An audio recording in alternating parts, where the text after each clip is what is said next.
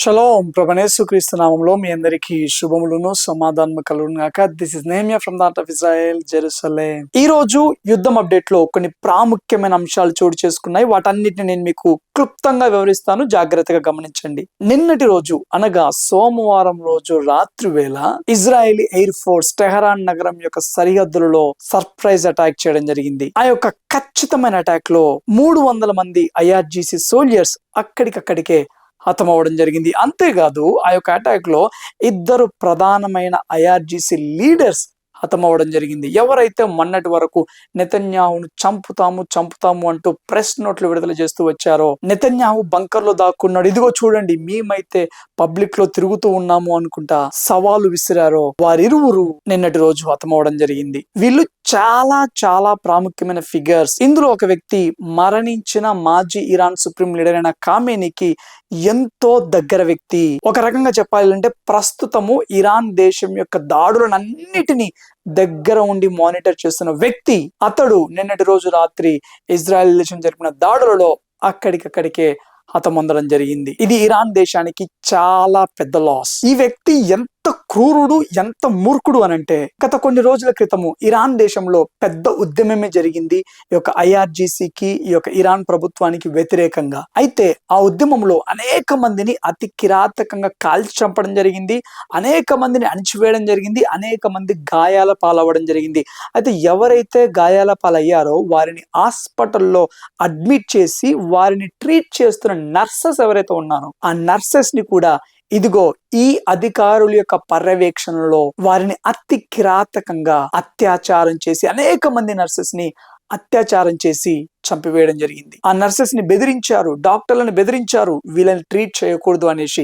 కానీ నర్సులు, డాక్టర్ల యొక్క వృత్తి ధర్మం ఏంటి అని అంటే, అక్కడ ఉన్నోడు తీవ్రవాద లేకపోతే మంచివాడా చెడ్డవాడా అని కాదు, కానీ గాయాల పాలైపోయినప్పుడు వారిని ట్రీట్ చేయడం అనేది వీరి యొక్క వృత్తి ధర్మము. ఆ వృత్తి ధర్మం మేరకు అనేక మంది నర్సెస్ ఈ యొక్క అమాయక ప్రజలను ట్రీట్ చేస్తూ ఉండగా వారు ఎన్నిసార్లు బెదిరించినా బెదరకపోవడం తోటి ఈ మరణించిన అధికారులైతేనేమి, వారి పర్యవేక్షణలో యొక్క ఐఆర్జీసీ మెంబర్స్ ఈ నర్సులను అతి కిరాతకంగా అత్యాచారం చేయడం జరిగింది. ఇతర దేశాలలో ఉంటున్న ఇరాన్ ప్రజల యొక్క కథనాల ప్రకారము, వారు రన్ చేసే వెబ్సైట్ కథనాల ప్రకారం ఒక నర్సుకైతే పేగులలో కూడా తీవ్ర గాయాలైపోయాయంట, మూకుమ్మడిగా అత్యాచారం చేశారంట. ఆమె డాక్టర్లను వేడుకుంటుందంట. వారి యొక్క సహోదరి చెప్పిన కథనం ప్రకారము ఆమె డాక్టర్లను వేడుకుంటుందంట, నా వల్ల కాదు, నన్ను బ్రతికించమాకండి, నన్ను చంపేయండి అని డాక్టర్లను వేడుకుంటుందంట. మాటల్లో కూడా వర్ణించలేని అతి ఘోరమైన గుబుక్సాకరమైన సంఘటనలు ఈ యొక్క ఐఆర్జీసీ పర్యవేక్షణలో జరుగుతూ ఉన్నాయి. అటువంటి చర్యలను దగ్గరుండి జరిపించిన ప్రధానమైన 2 అధికారులు నిన్నటి రోజు మరణించడం జరిగింది. యెరూషలేం విషయానికి వచ్చేస్తే, ఈసారి యెరూషలేం మీద కూడా ఎక్కువగా మిసైల్స్ ప్రయోగిస్తూ వచ్చారు. యెరూషలేం మీదకి వచ్చిన యొక్క మిసైల్స్ ని ఇంటర్సెప్ట్ చేసినప్పుడు ఆ యొక్క ఇంటర్సెప్ట్ చేయబడ్డ మిసైల్ యొక్క శకలాలు ఏవైతే ఉన్నాయో అందులో ఒకటి హోలీ సెప్లకర్ చర్చ్ మీద పడడం జరిగింది. ఆ యొక్క చర్చ్ ప్రాంగణంలో ఉన్న ఒక భవనం మీద పడడం జరిగింది.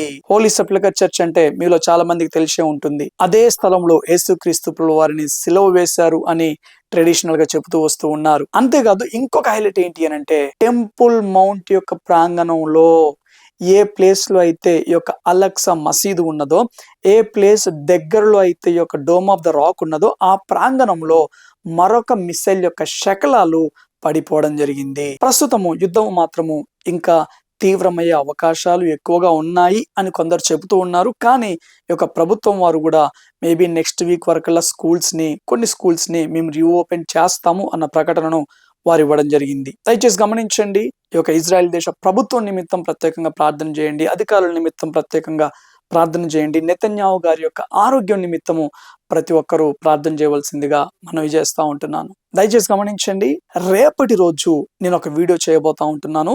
ప్రస్తుత యుద్ధాన్ని ప్రవచనాత్మకమైన కోణంలో స్పష్టంగా నేను మీకు తెలియజేయబోతా ఉంటున్నాను. చాలా ఇంట్రెస్టింగ్ గా ఉంటుంది ఆ యొక్క వీడియో.